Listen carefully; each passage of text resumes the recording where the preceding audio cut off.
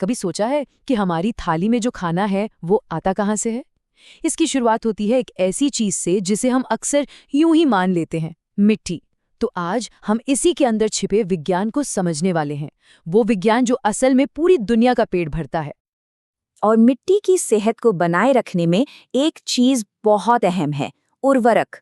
अब ये जो दानेदार सी चीज दिख रही है ना, ये कोई मामूली चीज नहीं है। इसे आप खेती की दुनिया में एक साइलेंट रिवॉल्यूशन कह सकते हैं। पता है क्यों? क्योंकि दुनिया भर में जो फसलें उगती हैं, उनमें से 1/3 से भी ज्यादा पैदावार इसी की बदौलत होती है। तो सवाल ये उठता है कि आखिर ये है क्या चीज और ये इतना जरूरी क्यों है? चलिए आज इसी को जरा बारीकी से समझते हैं। देखिए, उर्वरक को समझने से पहले हमें ये समझना होगा कि इसकी जरूरत ही क्यों पड़ती है। इसे एक बैंक अकाउंट की तरह सोचिए। अगर आप खाते से सिर्फ पैसे निकालते रहेंगे तो एक दिन वो खाली हो जाएगा, है ना? मिट्टी का भी ठीक यही हिसाब है। हर फसल मिट्टी से पोषक तत्व मतलब न्यूट्रिएंट्स खींच लेती है और धीरे धीरे मिट्टी की ताकत कम हो जाती है, वो कमजोर पड़ जाती है। तो फिर उर्वरक क्या करता है? ये उस बैंक अकाउंट में पैसे वापस जमा करने जैसा है। ये असल में पौधों के लिए एक तरह का सप्लीमेंट है, एक जरूरी भोजन जो उन्हें बढ़ने और फलने फूलने के लिए चाहिए। जैसे हमें स्वस्थ रहने के लिए एक बैलेंस्ड डाइट चाहिए, ठीक वैसे ही पौधों को भी मजबूत बनने के लिए कुछ जरूरी पोषक तत्वों की जरूरत होती है। और ये संख्या है 17। जी हाँ, 17। ये पौधों की दुनिया का मैजिक नंबर है। ये 17 केमिकल एलिमेंट्स कोई ऑप्शन नहीं है। एक पौधे को बीज से उगने, बड़ा होने, फूल देने और फिर से बीज बनाने तक इन सभी 17 की जरूरत पड़ती है। अगर एक भी कम हो गया तो समझ लीजिए कि पूरी लाइफ साइकिल ही रुक जाएगी। अब इन 17 पोषक तत्वों को हम 2 मेन ग्रुप्स में बांट सकते हैं। पहले हैं मैक्रोन्यूट्रिएंट्स, जिनकी पौधों को ज्यादा मात्रा में जरूरत होती है, और दूसरे हैं माइक्रोन्यूट्रिएंट्स, जिनकी जरूरत तो होती है पर बहुत कम मात्रा में। इसे और आसान तरीके से समझना है तो मैक्रोन्यूट्रिएंट्स को पौधे का मेन कोर्स या मुख्य भोजन मान लीजिए, और माइक्रोन्यूट्रिएंट्स को उसके लिए जरूरी विटामिन्स। तो चलिए अब इन पोषक तत्वों के मेन्यू में थोड़ा और अंदर चलते हैं और बात करते हैं बिग 3 की, मतलब वो 3 प्राइमरी न्यूट्रिएंट्स जिनकी जरूरत सबसे ज्यादा पड़ती है। सबसे पहला और सबसे जरूरी है नाइट्रोजन, जिसे हम N से दिखाते हैं। ये पौधे के लिए एक तरह का प्रोटीन शेक है। इसका सारा फोकस ग्रोथ पर होता है, पौधे को हरा भरा बनाना, नई पत्तियां और टहनियां निकालना, ताकि वो सूरज की रोशनी को अच्छे से सोख सके। नाइट्रोजन के बाद आता है फास्फोरस यानी P। ये पौधे का एनर्जी मैनेजर या पावर हाउस है।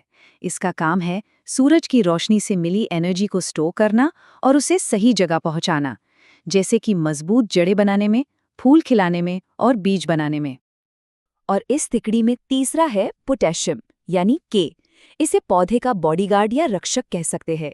ये पौधे की इम्यूनिटी बढ़ाता है, उसे बीमारियों से लड़ने की ताकत देता है और पानी का सही इस्तेमाल करने में भी मदद करता है, मतलब मुश्किल हालात जैसे सूखा या पाला झेलने की हिम्मत देता है।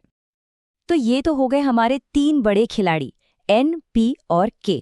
लेकिन अब आते हैं सबसे मजेदार बात पर।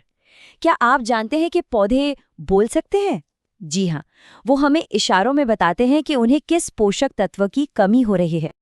ये इशारे या संकेत हमें उनकी पत्तियों पर दिखाई देते हैं, और इन लक्षणों को पढ़ना और समझना किसानों के लिए एक बहुत बड़ा हुनर है। अब जरा इस ग्राफिक को देखिए, ये बहुत काम की बात बताता है।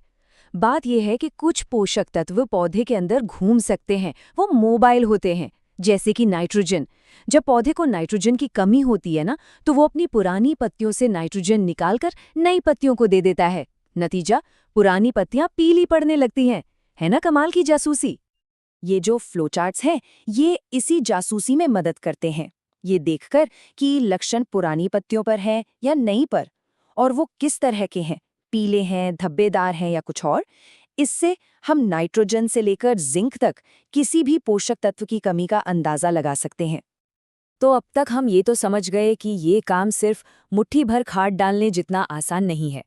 ये एक बहुत ही महीन संतुलन का खेल है। अगर उर्वरक कम डाला तो पौधे भूखे रह जाएंगे, पैदावार कम होगी, और अगर ज्यादा डाल दिया तो वो बर्बाद तो होगा ही, साथ में बहकर हमारे पानी के स्रोतों तक पहुंचकर पर्यावरण को भी नुकसान पहुंचाएगा। तो सबसे बड़ा सवाल यही है कि ये सही संतुलन कैसे साधा जाए? कैसे हम पौधों को उनकी जरूरत के हिसाब से पोषण दें, वो भी बिना पर्यावरण को नुकसान पहुंचाए? यही आज की खेती के सामने सबसे बड़ी चुनौती है। और अगर इस तरह की और जानकारी में दिलचस्पी है तो उन्नत खेती को फेसबुक पर फॉलो करें, उनके YouTube चैनल को सब्सक्राइब करें और उनकी वेबसाइट पर भी जरूर जाएं।